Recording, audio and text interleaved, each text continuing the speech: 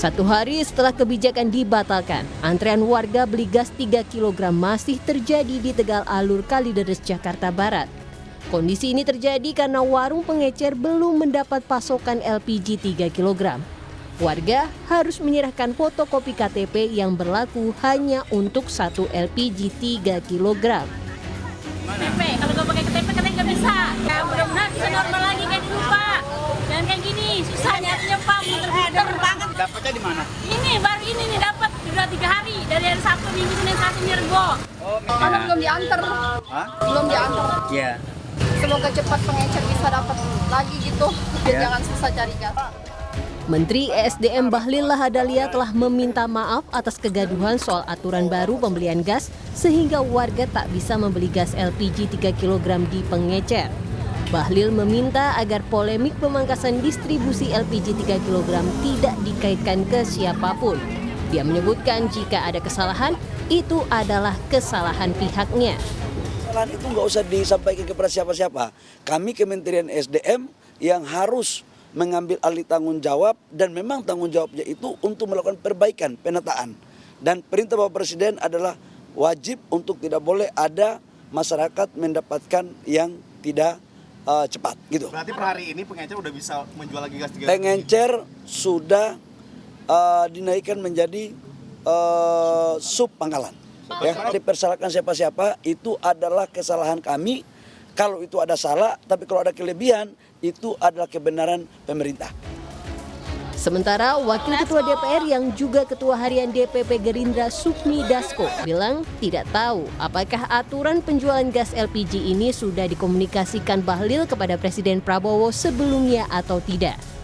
Namun Dasko bilang Presiden Prabowo bisa mengambil keputusan terhadap kebijakan yang menimbulkan polemik di masyarakat.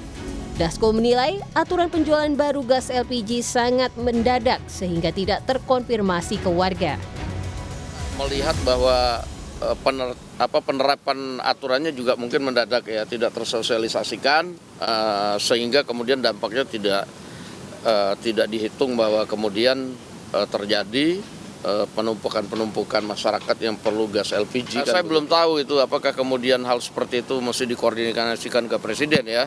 Tapi kebijakan-kebijakan di kementerian itu biasanya kan bisa berjalan sendiri-sendiri. Tapi kemudian apabila menimbulkan dampak seperti ini ya Presiden wajib turun tangan. Presiden Prabowo membatalkan aturan larangan penjualan gas LPG 3 kg di pengecer 3 hari setelah Menteri ESDM Bahlil Lahadalia menerapkannya. Ketua DPP Gerindra Sufmi Dasko Ahmad bahkan menyebut kebijakan ini bukan berasal dari Presiden Prabowo. Saat ini pemerintah kembali menerapkan aturan penjualan gas LPG 3 kg kepada pengecer sambil menunggu proses perizinan penjualan sebagian sub pangkalan. Tim Liputan, Kompas TV.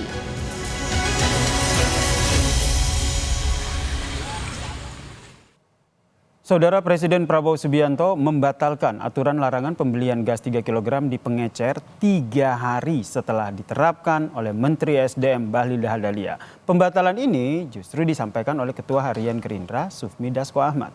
Dasko juga menegaskan bahwa kebijakan larangan penjualan LPG 3 kg bukan dari Presiden. Kita bahas soal gaduh kebijakan gas 3 kg ini. Sudah bergabung bersama kami di Kompas Petang, Saudara. Wakil Ketua Komisi 6 Fraksi Gerindra, Bang Andre Rosiade, dan juga Direktur Eksekutif Trias Politika, Mas Agung Baskoro. Selamat petang, Bang Andre, Bang Agung. Selamat petang, Mas Yasir, Bang Andre. Ya, selamat petang Mas Agung, Mas Yasir. Ya, saya ke Bang Andre dulu. Bang Andre, ini Ya. apakah kebijakan ini murni atas inisiatif Menteri atau memang sebenarnya sebelumnya itu sudah ada komunikasi begitu dengan Presiden? Ya, kalau mendengarkan keterangan Pak Menteri maupun Bang Dasko ya kan jelas ini kebijakan yang diambil oleh Menteri SDM.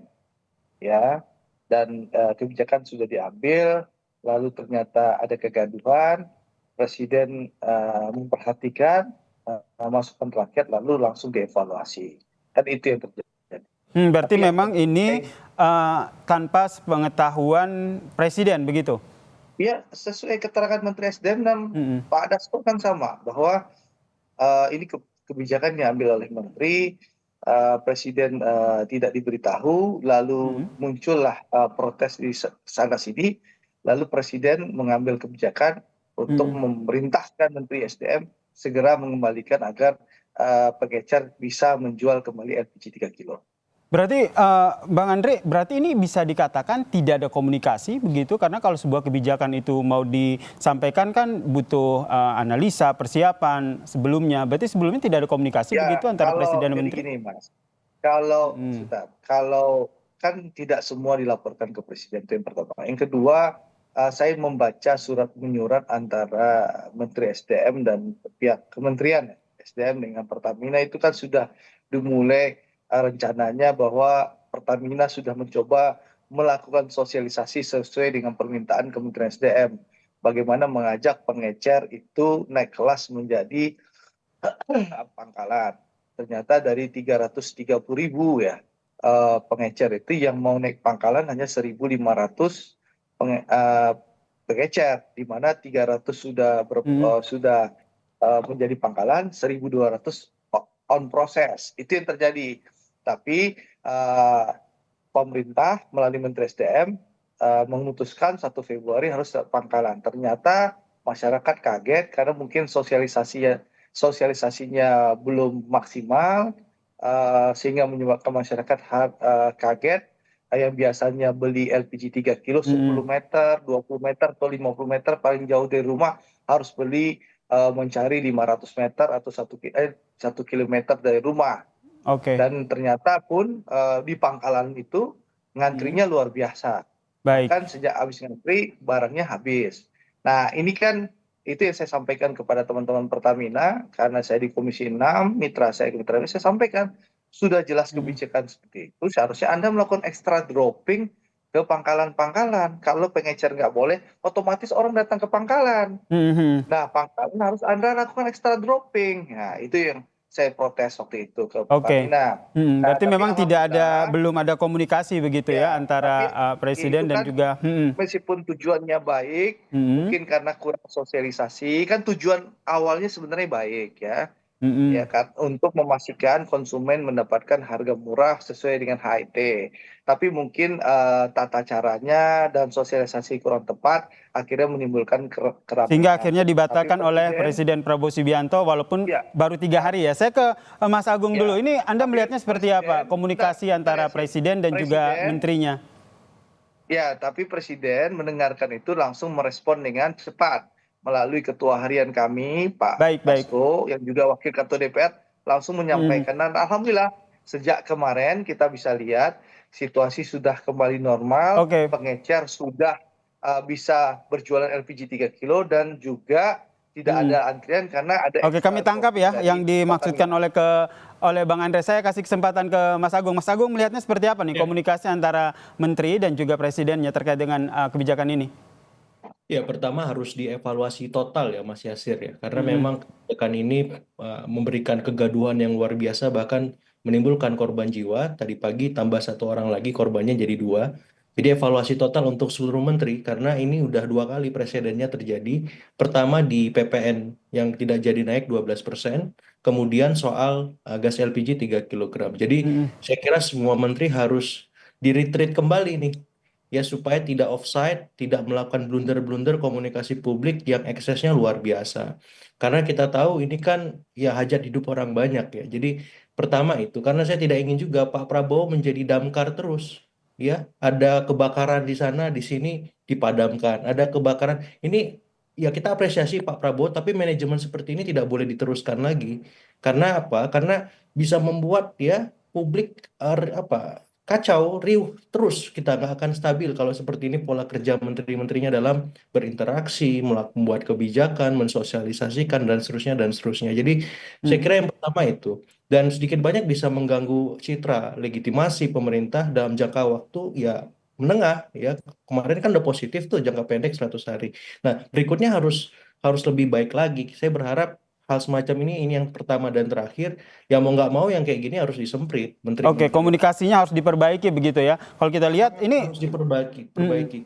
Bang Andre melihatnya seperti apa? Ini komunikasi harus diperbaiki antara menteri dan juga presidennya. Komunikasi baik-baik saja ya. Memang ini tidak dilaporkan. Lalu setelah presiden mengetahui, langsung presiden memanggil, menelpon Pak Bahlil memberikan instruksi. Jadi komunikasi baik-baik saja di kabinet. Cuma Hanya tidak memang ini dilaporkan kebijakan di awal begitu yang ya oleh Menteri Bahlil ya.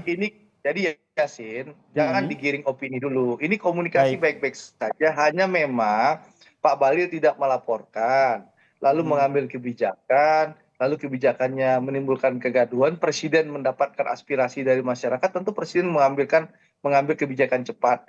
Ya, karena sekali lagi pemerintah Pak Prabowo ini apapun kebijakannya tujuannya baik untuk rakyat. Sebenarnya awalnya kan tujuan Pak Bahlil ini baik, tapi memang kurang tepat, sosialisasinya kurang maksimal, lalu juga belum siap instrumennya, tapi sudah dilaksanakan. Tujuan baik dengan cara yang kurang tepat tentu menimbulkan kegaduhan. Nah, pemerintah langsung, Pak Presiden langsung mengambil kebijakan setelah mengetahui itu, langsung memerintahkan kembalikan ke seperti awal. Mendengar suara rakyat sehingga akhirnya Nanti mengambil kebijakan sambil itu ya, nanti Mas Andre ya. pengecer-pengecer ini akan dibantu untuk menjadi sub-sub pangkalan. Seperti Baik, itu. saya ke Mas Agung. Mas Agung, ini kalau kita lihat komunikasinya baik kata Bang Andre. Tapi kalau kita lihat ini kan sebenarnya ada beberapa kebijakan yang seharusnya memang bisa diambil tanpa sepengetahuan Presiden atau harus dikomunikasikan dulu. Menurut Anda pola komunikasi seperti apa yang harus dilakukan ataupun dijalin antara Presiden dan juga menterinya sehingga hal ini tidak terjadi lagi? Iya, saya kira kan ini bisa meniru sebenarnya apa yang dilakukan di pemerintahan Pak Prabowo lewat MBG ya, makan bergizi gratis. Itu kan ketika masa kampanye dicetuskan, itu kan ada waktu hampir 1 tahun, kemudian ada simulasinya di beberapa tempat 6 bulan secara efektif saya lihat gitu. Nah, saya kira kebijakan-kebijakan yang luas macam ini tiru aja MBG, semua menteri. Itu yang paling sederhana, kita nggak usah ngomong tentang success story Pak Yusuf Kala mengkonversi dari minyak tanah ke gas. Terlalu jauh kan. Tapi yang paling dekat MBG ini direplikasi ke semua menteri ketika membuat kebijakan yang menyangkut perut masyarakat, ya itu hajat hidup orang banyak, jangan main-main pokoknya. Ya, karena kalau seperti ini terus bahaya kita.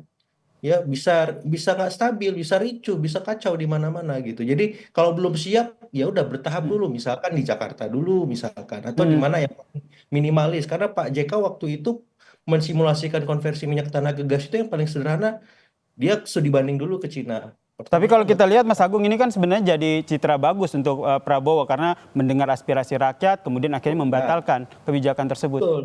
Tapi pola semacam ini nggak bisa dibiarkan terus, Mas, gitu. Karena apa? Kalau misalkan modelnya kayak tadi saya bilang kayak damkar, ada api dipadamkan, ada api. Kalau terus seperti itu berarti ini ada miskendali dari Pak Prabowo terhadap menteri-menterinya. Karena blundernya luar biasa ini. Nah, saya kira ke depan ini jadi evaluasi besar, menteri-menteri harus ditertibkan. Kalau sudah menyangkut hajat hidup orang banyak, komunikasi ke presiden. Ya, nggak boleh kasus Pak Bahlil ini terjadi lagi. Harus tegas, harus keras. Gitu. Karena kalau ini dibiarkan, reputasi, citra, approval rating, dan seterusnya itu dampaknya panjang buat Pak Prabowo sendiri. Bahkan kalau nggak bisa berubah ya di reshuffle. Gitu aja tegas. Karena Pak Prabowo nggak boleh terbebani dengan siapapun. Ini bagus, positif semuanya, harus dilanjutkan, bahkan harus lebih baik kan.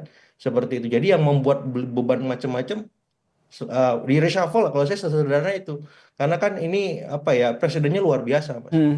Kelihatannya gas PL 3 kilo, tapi ternyata banyak ratusan ribu ternyata. Mungkin akan direshuffle kebijakan terkait hal ini, singkat saja.